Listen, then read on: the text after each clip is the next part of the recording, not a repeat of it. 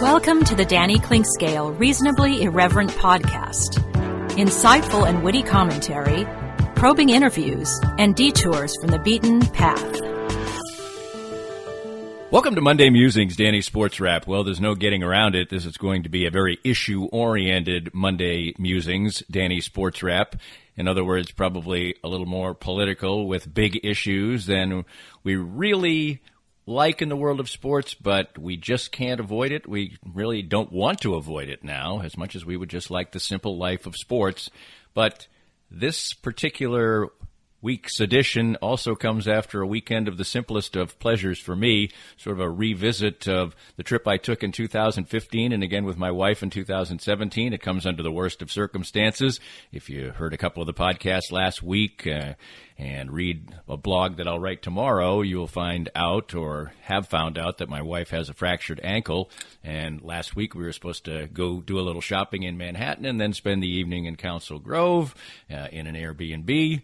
We couldn't do that because of the calamities that ensued, but because we had a couple of deadlines in each case, I basically made the trip myself this time around and did the errands and then spent a quiet evening in Council Grove. I am going to write a blog about it so you can get all the really spicy details of that, but it's the simplest of things, of driving through beautiful countryside and the joys of a little town and observing things and taking a beautiful bike ride and all those things that really are kind of little simple pleasures. Well, we like simple pleasures these days, but we have big issues, big important issues, and some issues that are just plain sports-oriented that are even removed from the political issues. All that is wrapped up in Danny's Sports Wrap for this week, and it comes your way next. We're here with Joe Spiker, the CEO and president of Easton Roofing. And Joe, you had a great year in 2019, a record year. 2020 comes, things are moving smoothly along, and then the coronavirus comes. But your company seemed to be very ready, very proactive, and very ready to serve your customers well. Yeah, we adopted social distancing very early before the cities even put out the notices. And we started working from home. We are largely cloud-based as a company, so that transition was easy. Our technicians are wearing masks and gloves, and salespeople are not meeting with homeowners. We're doing everything digitally and doing everything we can to do our part to get over this as quickly as possible. So for any needs that people have right now, what's the best way to get in touch with you? Well, you can always call us, 913-257-5426. But the best way is to go to eastonroofing.com, put your information in, and we'll give you a call. Easton Roofing. Integrity matters. Hi, this is Matt Llewellyn from 23rd Street Brewery. Thank you, Kansas City, for supporting all the local restaurants during this time of crisis. Starting Thursday, May 21st, the 23rd Street Brewery will be open from 11 to 9 for carry-out and delivery service and 4 to 9 for dine-in and patio service, if you can believe that. We're open. During this phase, we will adhere to the Douglas County recommendations for restaurants, and please see our website or our Facebook page for details. Most importantly, we want all of our guests and staff to stay safe, and together we will all get through this. My friends at Advanced Sports and Family Chiropractic and Acupuncture are among the most accomplished and trusted clinics in the nation. Only one clinic has been rated in the top 5 in all 3 categories of chiropractic care, acupuncture, and rehabilitation, and that clinic is ASFCA.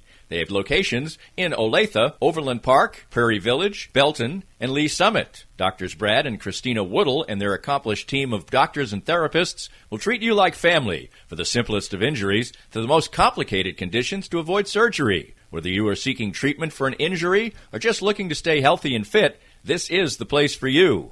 And it's been the place for me for almost 2 years now. I've been a strenuous daily exerciser for years, and as time goes on, that takes its toll. But regular appointments at Advanced Sports and Family Chiropractic and Acupuncture have helped keep me ticking on, and even as the years pile up, their regular care has allowed me to keep to my regimen and feel great. If you want to feel the same, give them a call or visit them at asfca.com/Danny. They accept all insurances and are open Monday through Saturday, and make sure to mention that Danny Clinkscale recommended Advanced Sports and Family Chiropractic and Acupuncture.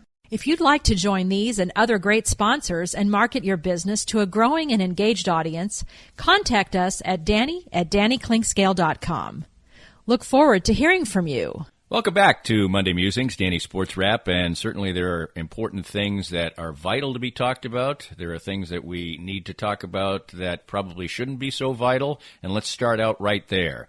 if you want to call something refreshing in a perverse way, I guess the problems that we're having in baseball right now were today, and everything I'm saying right now could literally change by the time you hear it. Let's hope not. But anyway, I'm recording this just ahead of the release at 11:45 today, and baseball is indeed a mess. It looks like the commissioner is going to unilaterally place a plan in place for baseball, and we'll see if the players just go along with it. They rejected the last proposal that MLB put before them, 78 games with 80% of their salary to be paid, 70% during the regular season and 10% for the postseason, and the players rejected it and said they were not going to counter-propose, or however you want to state it.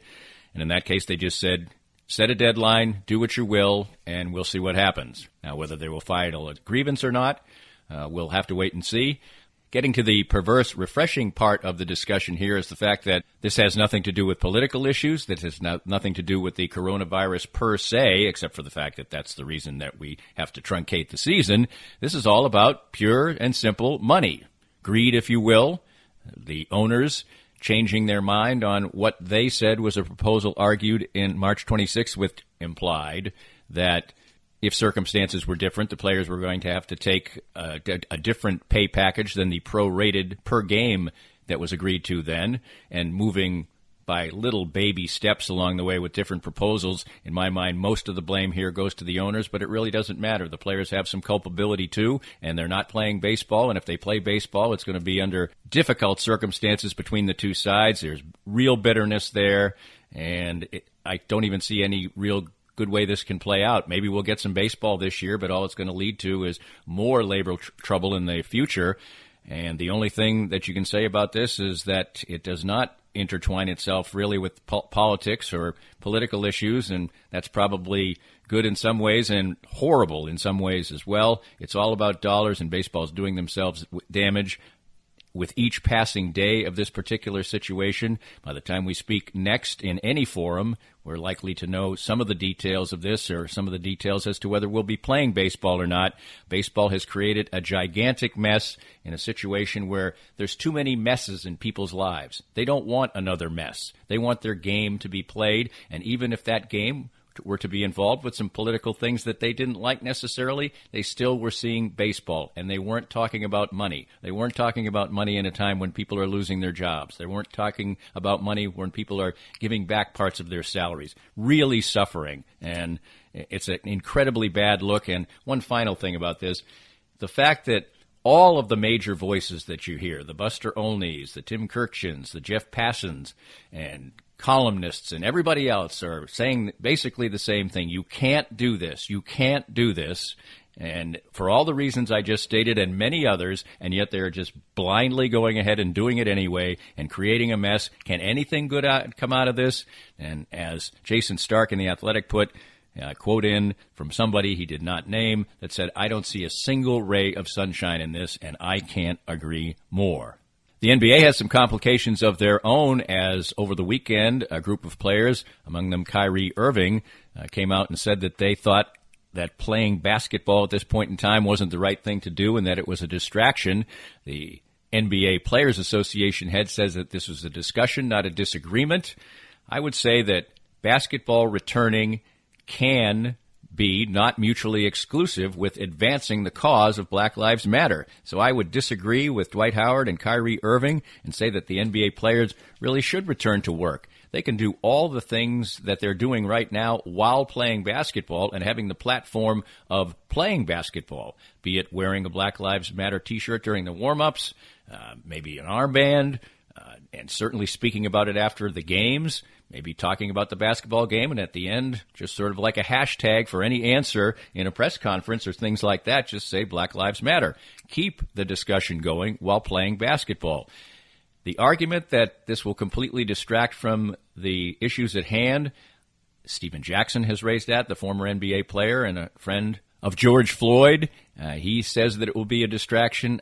I understand that argument, but I don't agree with it. I think the NBA, with this platform, with millions of people watching and returning to basketball and embracing basketball, having that distraction, appreciating that distraction, but still keeping that front and center. If they don't play basketball at all, say till next season, NBA players won't have as big a voice as they would have. Would LeBron James have a big voice? Yes. Would Kevin Durant or Chris Paul or some of the really major stars? But not each and every NBA player would get to discuss it. As I said, wear an armband, wear a T-shirt, whatever during play. I think it can be an incredibly positive way for things to go ahead for the NBA group. And I would disagree with them not playing or boycotting or whatever you would tab it. And they have the right to do this. Any player can decide to do what they want. But as a group, I think it would be a mistake. And I think it would be saying that you can have a situation where there's not mutual exclusivity. It's not like I'm playing basketball or I'm making statements about this particular issue of racial inequality. They don't have to be mutually exclusive. I think the players should return to play, and that would be a positive thing. Look at the example of the Premier League in soccer, which returns this Wednesday as they start play with a couple of games and then full play over the weekend. The Premier League has approved the ability of players to silently protest. Not only that, they have approved the use of Black Lives Matter in place of their names on the back of the uniforms for the first 12 games that they play. Obviously, racism has been a huge issue in European soccer, and it's been highlighted by the fact that soccer is such the main sport there. So anything that happens of a racial nature, and it's happened in all across Europe in really bad situations, some of which have resulted in games being played before empty stadiums as they are now for obviously very different reasons. It's an important issue. It's been an issue that's been tried to be highlighted over and over again in the Premier League and other European soccer leagues. And here's a real example of what you can do while playing. And I think the NBA players would be well served to look at it that way, that this is an important way to keep the message going. Is this all intrinsic to the fact that along with the speechifying and protests and everything else have to come hard and fast, solid proposals for change? Yes, talking is cheap, and we've had that for years and years and years, but registering people to vote, changing certain laws, making sure that police behave in a better manner, police training being changed, all kinds of different things that are tangible need to be put in place, not just things like wearing T-shirts or having the phrase Black Lives Matter on uniforms. But those things keep awareness alive, and as the Premier League returns to action and people watch it on NBCSN and NBC and those platforms, they will see that this week, and it'll be inevitably discussed as far as the halftimes and during the broadcasts of the game as well, and that all is a positive. I think the NBA, which probably players don't pay a heck of a lot of attention in any way, shape, or form to the Premier League, although Kevin Durant just bought a 5% share of a MLS team, so obviously he pays some attention to soccer. But in general, I don't think their eyes are on the Premier League that much, but at least as far as this issue is concerned, I think it would be very wise for the NBA players to do so. So 3 different levels of things there with 3 different sports. And only baseball really seems completely tin-eared on this situation. And as so often has happened, they're shooting themselves in the foot. And that's a phrase that probably shouldn't even be used right now. But other leagues facing different challenges and embracing them in different ways as we return to play. More of that and a little bit on a sport that is more about the play right now than other things, and that's a little bit refreshing too, and maybe it's not surprising that that sport is golf. But we'll be back next, talk a little bit about NASCAR and their approach to things as well, as we continue with Monday Musings, Danny SportsWrap, right here on the Reasonably Irreverent podcast. More of Danny's Reasonably Irreverent podcast after this. Cinematic Visions has been an affordable solution for professional media production in Kansas City since 2003, offering award-winning video production and creation, as well as a wide array of digital and social media management services. From planning, scripting, filming, editing, and post-production to delivering your product to a watching world, Cinematic Visions will provide professional and affordable services for you and your business with the necessary return on investment to make it all worthwhile. Cinematic Vision's goal is to unlock the power of storytelling through video and a strong online presence for your company. Beyond the numbers, they want to inspire and evoke your clients to feel and act. Let my friends at Cinematic Visions embed your brand where it belongs, in your customers' minds. You can find them online at cinematicvisions.com or with a quick phone call at 816-600-6300. We're visiting with Larry Marshall, former Chiefs defensive back and punt returner and now a Chiefs ambassador. Larry is a former pro football player with the aches and pains that come with that. And moving on in age, as we all are, what do the Canaway CBD products do for you? It's been a great relief for me. Being a punt and kickoff returner, collisions were a mainstay of my career, and these Canaway products, the salve especially, has really helped me try to get through every day with the aches and pains that I've had over a career of 7+ years in the NFL. I get similar benefits as well, particularly with my back. Certainly wasn't a football player. What's the best way for our listeners to get more information about the great products themselves? Well, I'm so enthused about it, Dana. If they just contact me at larrymarshall.canaway.com, and I can give them all the information they need to help them get through the day as well. Start gaining all the benefits that Larry and I do from the trusted and reliable line of Canaway products. As Larry said, visit larrymarshall.canaway.com and get information on all the great products from Canaway. For many people, a family law case will be one of the most difficult experiences in their life. The law firm of Kenneth McRae will help you through it. Personal and effective help from Ken in concert with you will develop a unique strategy for your unique case. As Ken always says, divorce can be civil law, not civil war. Licensed in Kansas? Visit McRaeLawOffice.com or call 913-972-4765. I'm here with Tim Emerson, the owner of Emerson & Company. And Tim, give us an idea of the range of services that you provide from Emerson & Company. At Emerson & Company, we do credit card processing, payroll services. We do bookkeeping, merchant accounts like point-of-sale systems. What would you say differentiates you from other companies in the field, and what makes you special? I think what makes us unique is that we're a small local business making regional decisions on companies. We create a profile for the business and then put it out to our different vendors in a very competitive environment and tailor those needs to the specific business, which usually ends up in a great fit or great result for the company. And, of course, the idea is to save money, right? Save money, and actually sometimes I'm surprised where actually a solution that may cost a little bit more ultimately does save money, but we're not conditioned to think like that sometimes. Emerson & Company. Check them out at emerson-co.com or call them at 816-360-9092. If you'd like to join these and other great sponsors and market your business to a growing and engaged audience, contact us at Danny@DannyKlinkscale.com.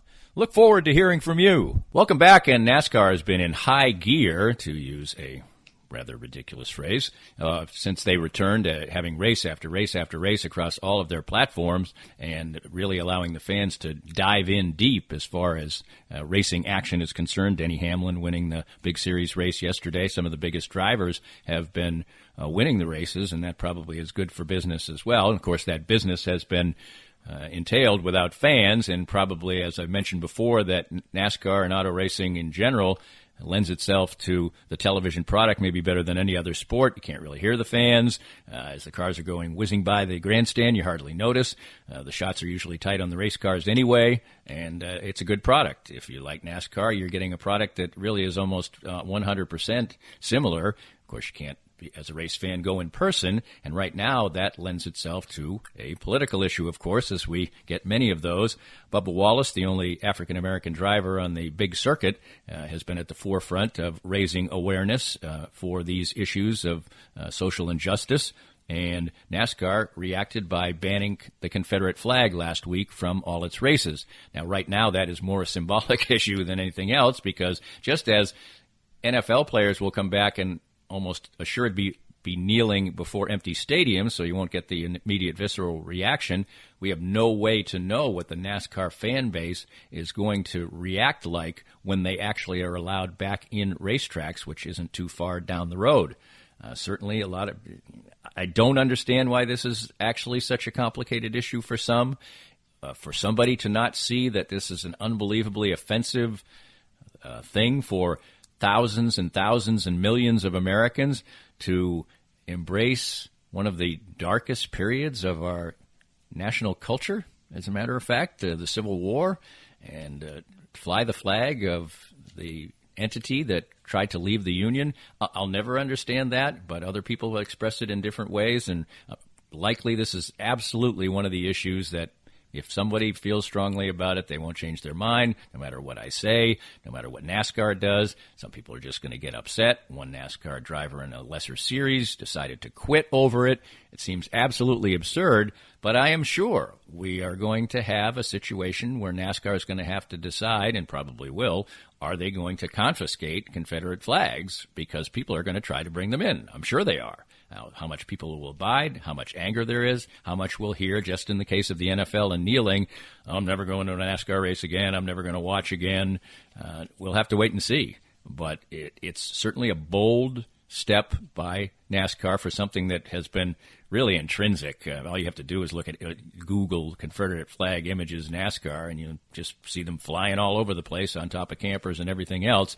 It certainly has been, to me, an ugly part of the scenario there, but it's not like it's a simple issue. Some people just look at it as a Southern pride. Well, however you want to define Southern pride, certainly you can probably do it not probably, definitely do it in a much better way than flying that flag in my mind.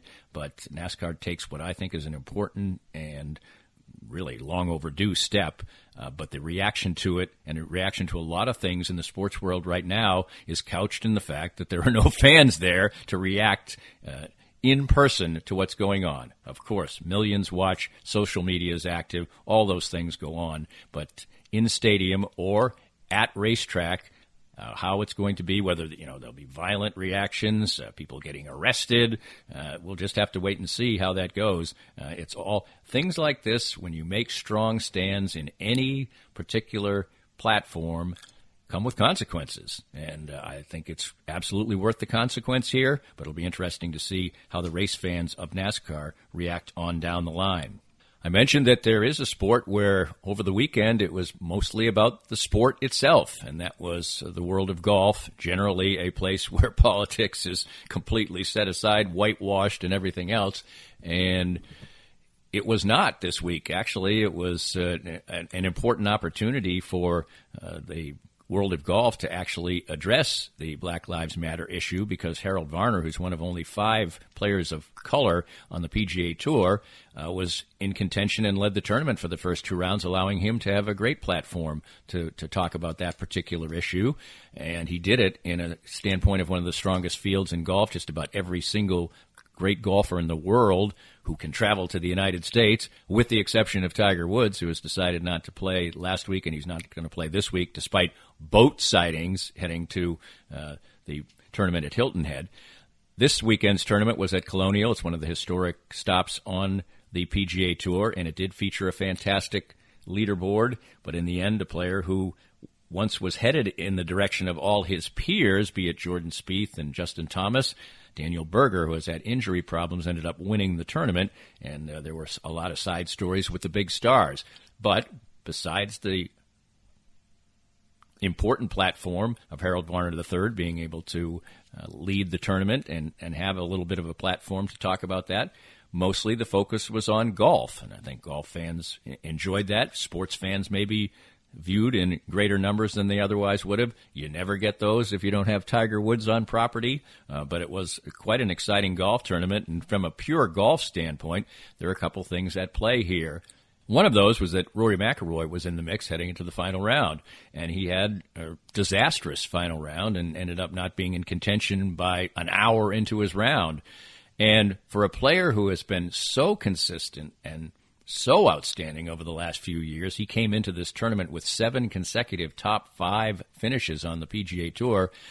Over the last couple of years, Rory McIlroy has shown an unusual proclivity for tossing in a disaster or two, usually at the worst moments. Last year's British Open, when he missed the cut after shooting a horrendous 79 the first day. He's had some late-round collapses over the last couple of years. And he did manage last year to win the PGA Tour Player of the Year award without winning a major, even though Brooks Koepka won 2. It shows the importance to his peers, I think, of where the FedEx Cup is going and where consistency is going and where cranking out dollars is going in the minds of those players. But he's just playing such great golf on such a regular basis, and then there's the clunker. And I think that the problem for him is that Tiger Woods never did that. The standard of the game for 2 decades basically never had those kind of moments. He went 7 years, I think it was between 6 and 7 years, without even missing a cut. It just is a remarkable consistency that basically nobody else has. And maybe Jack Nicklaus, maybe Tiger Woods, that's about it. And Rory McIlroy has put himself in the position of being judged by that standard. And sometimes you're just going to fall short of it. And yesterday, with unusual circumstances, first time back, all that kind of stuff, there are ways to explain it away. But to just fall on your face by being 5 over through the first 7 holes, very unusual for the best player in the world. And it almost has to be mental, and he's talked about his mental game extensively. A big piece was on the Golf Channel yesterday about the readings he does and things like that to strengthen his mental game. Well, he just certainly didn't have it yesterday, and in the end, one of the people who was sort of off the radar wins the tournament in Daniel Berger. But golf with no fans, there were some interesting things where people who lived near the property constructed little grandstands. Players did fake waves to the crowd. Justin Thomas one time hit a ball way right, and normally you would yell for and wave vigorously, and all he did was point to the right with his index finger because obviously nobody was in danger. So it's a little bit unusual, but the coverage was good. The golf was good. And in the end, a redemptive champion in Daniel Berger, and some big and good side stories as well. And as good as the field was at this particular tournament, it's even better next week. Yes, Tiger Woods will not be there, despite the fact people were tracking his boat going from Florida to South Carolina. He will not be in the field, but 114 of the players will have won PGA tournaments when they tee it up at Hilton Head on Thursday. So it's yet another week of rapid change and sports at multiple levels and multiple political issues, multiple discussions, and we are a long, long way. And in some cases it's good, and in some cases it's not good, from just talking purely about games. I think it'll be ages before we're at that particular spot, and maybe in the particular case of social injustice, we should never fully get away from that and just talking about the games themselves. But each and every week, it seems in just about each and every sport that we can talk about, we'll have a different issue to talk about, be it baseball and their mess, be it how one sport handles a particular political issue, whether how another sport handles a particular issue, a return as far as the virus is concerned, when fans can return. It's all in such an incredible state of flux that really by the hour things change. And if not exactly what we would like in the playpen of sports, it certainly is interesting and fascinating, and a deep dive is necessary all the time. And there will come a time when it's way more sports than politics and way more sports than coronavirus, and we will have fans in the stands, but it's a whole new world right now, and it still is very, very interesting to discuss. This podcast was made possible by our great sponsors like Easton Roofing, the presenting sponsor of Kansas City Profiles at the Danny Kling Scale Reasonably Irreverent podcast.